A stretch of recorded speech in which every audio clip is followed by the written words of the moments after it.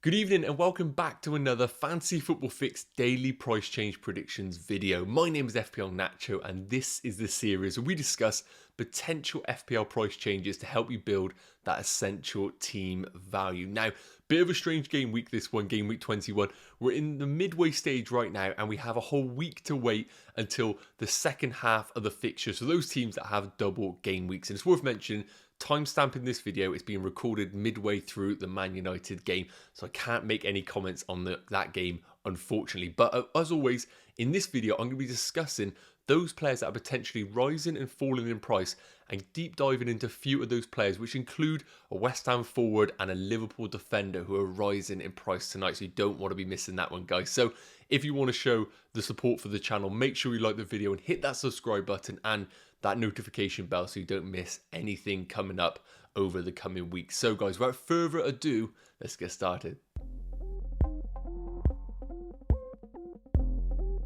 Okay guys, as always, it's going to quickly touch on those potential FPL price changes going into tonight. And it's worth mentioning first and foremost that 14th of January is the deadline for game week 22. So that is absolutely ages away for us managers. And I really do urge those that are tempted to make early transfers, please just to hold fire on those transfers. We have so much football to happen between now and the 14th of January. It really does mean that anything could happen to your players and teams, whether it's injury based or even COVID related. So although the market is moving tonight, it is just worth mentioning that I really do think holding those transfers for a little bit later on, closer to the deadline, is going to pay dividends in the long run. But as I mentioned, people are having second thoughts about going early, and there are market movers right now. And no more other than West Ham's Antonio, currently priced at 7.8 million, potentially rising to 7.9 million tonight. He's crossed the 100% threshold. Of course, all the graphics around me, you can see the detailed information on all of the players. 1.3% progress per hour. So we are predicting him to rise in price tonight. And of course, with the double game week this week, currently got the goal in his first of the two games. We'll see what happens in that second game, but managers clearly are interested in the West Ham pair, Antonio and Bowen, of late. Antonio in particular going into tonight.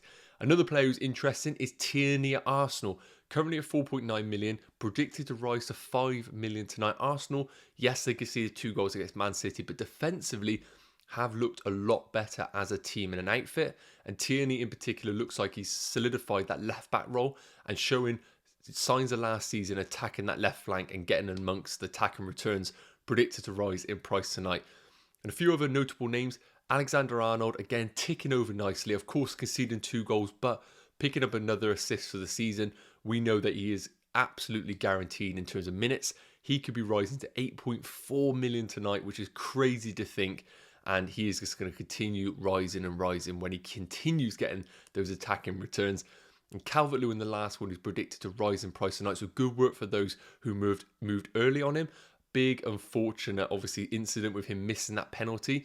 But I do think there is still returns in him in the long run. He is going to be guaranteed game time as long as his injuries don't come back to haunt him.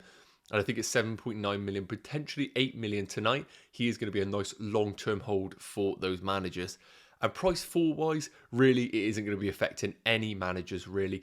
Fred, Foster potentially falling in price, Ayling, Skip, and Fornells, Dobbin at Everton. So really, nobody of note that is falling in price tonight. But again, all the information is around me on the screen. So guys, I'm going to deep dive a little bit more into some of these players and just take a look at the fixtures coming up, because of course, game week 22 could be a double. And while these haven't been announced yet, it is worth just noting in the back of mind that there are going to be some double game weeks in 22. So it's just worth noting those. Be sure to monitor the FPL community carefully over the next 1.5 weeks. Okay guys, firstly I just want to bring up a list of players, notable players, that are going to be absent for potentially the next 2 game weeks due to the African Cup of Nations. So players on screen here ordered by team. So it's notable, if you do own any of these players on the list, you could potentially be without these players for the next 2 game weeks, depending on the progress that their country make in the competition. I just want to quickly touch on them, the impact of that player missing and how it could impact the team and other assets in their respective teams. So first and foremost, Basuma at Brighton. While he isn't necessarily going to impact many FPL managers due to his ownership at 6.5%, not necessarily getting attacking returns, this could have an impact on Brighton defensively. We know they're without the likes of Duncan defence and a few other injury issues defensively.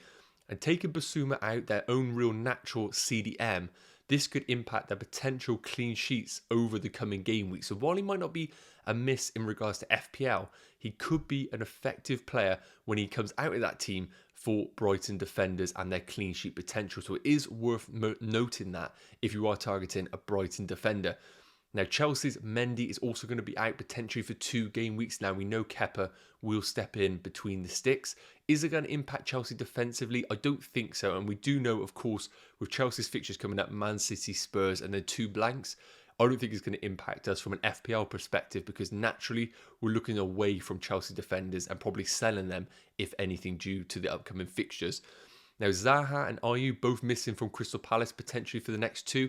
This is probably just going to solidify positions in the Crystal Palace attack. So the likes of Conor Gallagher is going to be absolutely guaranteed game time. And importantly, Edouard, someone who's been ticking over nicely in the Crystal Palace team of late. His game time is more than likely going to be absolutely secure with these 2 missing. I expect Benteke to come in down the middle. Even someone like Olise coming in on the right-hand side of the front 3. That could offer some nice differentials for us managers down the line over the next 2 game weeks if fixtures fall nicely for these teams. Nacho and Ndidi missing for Leicester. Now, obviously, Leicester right now struggling with Vardy injured, Daka injured, and now Nacho going to the Africa Cup of Nations. I think this puts a real emphasis on Harvey Barnes and Tielemans. I don't think there's any other assets necessarily. Oh, and James Maddison, it's worth noting. They're going to probably be playing without a natural striker over the next 2 game weeks due to these injury crisis that they have. And it's worth noting as well, Ndidi missing, similar to Basuma, not really an FPL asset, but it is going to impact them from a defensive perspective because he's so important in that side with the defensive work that he does. But I think Barnes, Maddison, even the likes of Tielemans could be Leicester assets to consider over the next 2 game weeks, depending on the fixtures.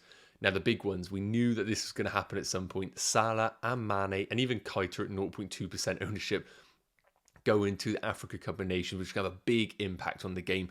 In particular, Salah, who's currently sat at 55.8%. Now, we know there's a big chance that they're all going to miss the next 2 game weeks. And a lot of managers knew this going into game week 22 because a lot of managers went away from Mo Salah in game week 20 and rode out the Chelsea fixture in game week 21. So if you are a Salah owner right now, although it is very difficult to sell a player like that, I probably would recommend selling him in your team, investing that cash somewhere else in the midfield, and then look to bring him back potentially in game weeks 25 onwards when we know that he should be back from the Africa Cup of Nations. Mane, on the other hand, at 2.8% ownership, not really a player that many managers are worried about right now.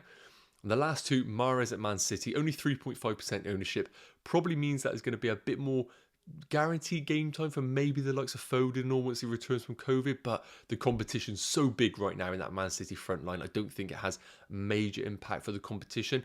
And Ben Rama at West Ham, we knew that he was going to be going to Africa Cup of Nations, but I know a few managers that did pile in on him because of the double game week, not knowing that he was going to be gone for the second fixture. Now, those managers that were very, very shrewd went for Lanzini, knowing that he was going to be the natural replacement for Benrahma and on penalties, with Fornals currently injured in the West Ham team. So congratulations to those managers that did do that.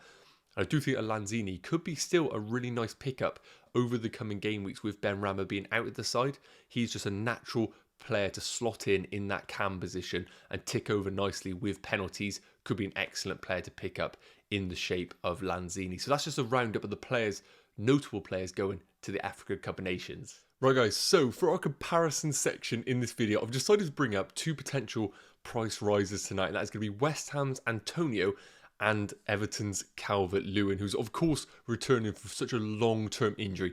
Great to see him back on the field for Everton. Not so good for those that did own him, of course, missing that penalty and effectively getting 0 points in comparison to Antonio's 7. Now, as I mentioned, guys, the deadline for game week 22 is miles away, 14th of January. Make sure you bookmark that. And it's worth noting that there's going to be so much that is going to happen between now and then, which means we have plenty of time to discuss fixtures that are going to drop, that are potential double game weeks, injuries, etc, etc. So I think it's a good chance for us just to take our time analysing particular players in each of these videos leading up to game week 22. And that's why I've brought up these two players in isolation. Now, again, it is worth noting that I'm looking at the data from game week 21 alone. When we look at it over the course of the season, Dominic Calvert-Lewin's only played about 300 minutes. So it's very, very difficult for us to get any sort of analysis from him because his data is so small. But I wanted to bring up game week 21 just to see what we could expect going forward for Dominic Calvert-Lewin. Now, with the two players noted, both at the exact same price and both predicted to rise in price to 8 million each. It's worth noting as well, on our Fantasy Football Fix fixture analyzer, over the next 6 game weeks, we have West Ham top and Everton 4th best for fixtures. So both have brilliant fixtures over the longer term and potential double game weeks for Everton in particular in 22. So there's a solid chance Calvert-Lewin could play 4 games over 2 game weeks, which has been a big appeal for him. And only unfortunate that he missed that penalty to give him 0 points and a negative bonus points. Still could do the business in the second fixture, of course, in game week 21. So we're looking at game week 21 in isolation. Again, guys, I apologise. It is such a small sample size due to Calvert-Lewin's long-term injury. We can't really assess him too much. But as I said, 7 points for Antonio and 0 for Calvert-Lewin. But when I look at the touch heat map for Calvert-Lewin, it's exactly what we expected to see from him and what he carried on from game weeks 1 to 3. In game weeks 1 to 3, we saw him get plenty of touches in and around the box, very similar to what he produced at the back end of last season. And you can see here on the touch heat map on the right-hand side, plenty of touches in and around the 6-yard box and 18-yard box in between the posts, which is exactly where we want to see Calvert-Lewin. Antonio, on the other hand, less dominant in between the sticks, but still plenty of touches in and around it. As you could expect, Antonio kind of doing the channel runs, which he always is doing in West Ham, being such a willing runner. Everton's game plan a bit more focused on getting those balls in the box for Calvert-Lewin to attack, which is obviously for FPL managers great to see. When we come down here into the generic stats, I want to bring it down all the way here to total statistics for game week 21 so far. And you see there, of course, 1 goal from Mikel Antonio, but the expected goals, 0.98 for Calvert-Lewin, only 0.7 for Antonio. Now, again, it is worth noting that Calvert-Lewin is on penalties for Everton, which is only a major bonus for FPL managers. Of course, 0.75, I believe, contributes towards a penalty, so that XG is mainly made up of that penalty chance that he did have, but of course, him missing it shouldn't be something that is going to impact him longer term. If he does remain on penalties, which we do expect him to be, that's just another string to his bow, which I think makes him such a brilliant FPL asset. Antonio, on the other hand, we've seen Lanzini as a penalty taker, Declan Rice on a penalty taker. Antonio is probably 3rd or 4th choice in that West Ham team. So that is something that really makes Calvert-Lewin appealing in this Everton side. You can see 4 shots for Calvert-Lewin, 3 to Antonio, 2 on target for Antonio, 1 for Calvert-Lewin. And what I'd like to see here is 4 shots in the box for Calvert-Lewin. Again, his sort of play is very much in and around the box. I would be very surprised to see him have crazy amounts of shots from outside the box. Now, as I mentioned, Everton going forward have the 4th best fixtures on our fixture analyzer over the next 6 game weeks and potentially a double game week in 22, which I really do urge you managers to monitor closely in the FPL community. And of course, we will be dropping plenty of double game week videos leading up to the 14th of January. So we'll have you covered, don't you worry. And it will then skew some of the information that I am giving you now. But I do think that Calvert-Lewin at 7.9 million compared to Antonio, if you're in the market for a forward, I really still think Calvert-Lewin is a brilliant pickup for managers. As I mentioned, all of the play that Everton have in that game is all about getting the balls in the box for Calvert-Lewin, and something that he is clearly feasting on in regards to attacking potential. We saw it at the back end of last season and at the start of this season before the injury. And I think with Antonio, while he is a brilliant asset, if you are looking for a bit of a differential, you're sat in a rank maybe that you really aren't happy with and you need to go for a bit of a differential punt in your team, I think there comes no better than Dominic Calvert-Lewin over the next 6 game weeks. So yes, he missed a penalty. He could do the business in the second half of game week 21. But from game week 22 onwards, I would really urge managers getting Calvert-Lewin on their watch list and even bringing him in as a potential Antonio alternative for the coming game weeks. Right guys, that's going to wrap up today's Fantasy Football Fix price change predictions video.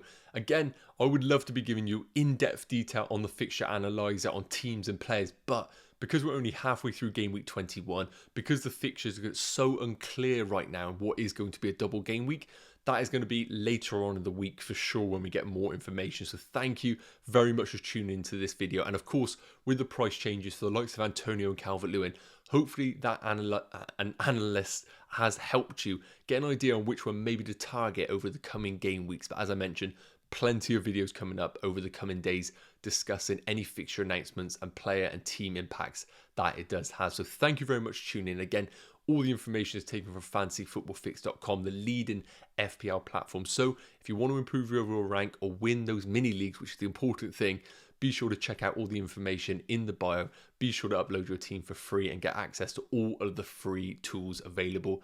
And if you want to support the channel, make sure you like the video, hit that subscribe button and that notification bell so you don't miss a thing, because it's a crazy FPL time right now. So guys, thank you very much for tuning in. I will see you in the next video. Take care. Cheers.